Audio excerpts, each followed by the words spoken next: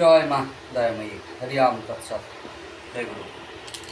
আত্মদর্শন কথা, সংসারে কি করে ঈশ্বর দর্শন করা যায় সেই কথা আজ বলবো।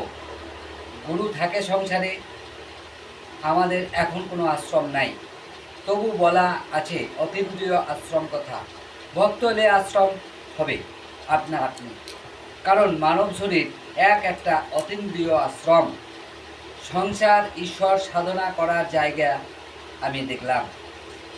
মহামতি মন মানুষ হলে ঠাকুর দর্শন মা দর্শন করতে বেশি সময় লাগে না।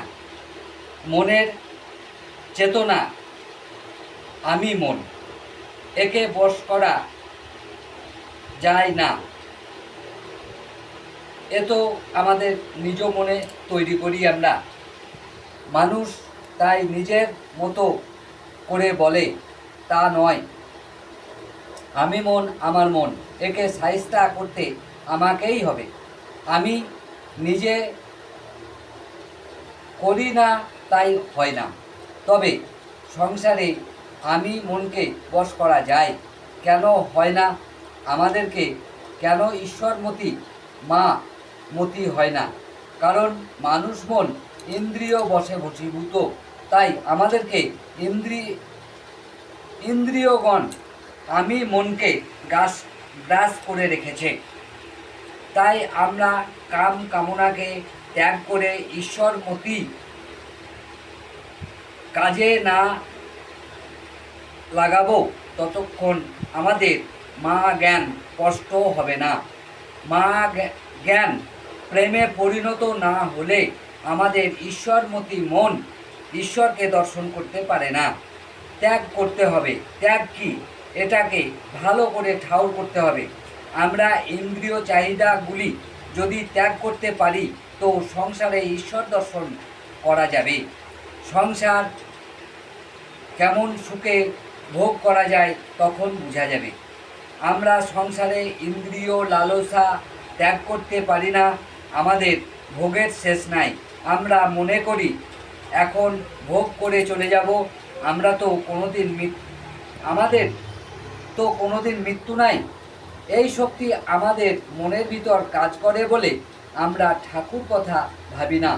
কিন্তু আমাদের মানুষ চেতনায় যদি মরণ চেতনা কাজ করে তাহলে সেই মানুষ সাধনা তো সংসারে হোক আর বনে বাজারেই হোক করবে। ইন্দ্রিয় লালসা মন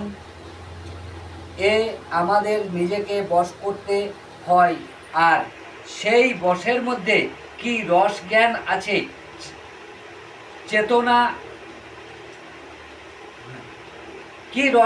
চেতনা আছে তখন বোঝা যাবে। যাকে গুরু বলে রসমঞ্জরি। মানুষ তোমরা সংসার চেতনা, সংসারে ইন্দ্রিয় সুখ ভোগ করার জন্য থাকিও না। শরীর ক্ষয় বস্তু, একে কামবশে ক্ষয় করে মৃত্যু মুখে পতিত হইও না। শরীর ক্ষয় করে যেমন মৃত্যু মুখে পতিত হওয়া যায়, তেমনি শরীরের ক্ষয় রোধ করে আত্মজ্ঞানী হওয়া যায়।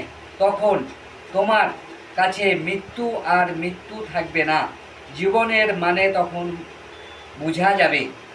তাই কলির জীবকে বলছি, গুরু জগতে এসেছেন তোমাদের মন গুরুকে কি করে ধরা যায় তোমাদের দেখিয়ে দেবে। সংসারে ত্যাগ, মাছ মাংস ডিম পেঁয়াজ ওষুধ ত্যাগ করে কোনো দিন ঈশ্বর সাধনা হয় না। তোমার শরীরে এগুলোর চাহিদা আছে বলেই তোমাকে খেতে হয়। খাওয়ার কোনো দোষ নাই। খাবারের গুণগুলি খেতে পারলে খাবার তোমাকে ঈশ্বর ডাকতে সাহায্য করবে। ঈশ্বর ডাক তখন মা অন্তরে তোমাকে সাহায্য করবে।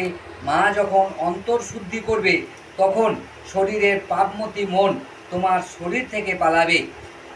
মানুষ মরে বৌমতি মনে বাস করে।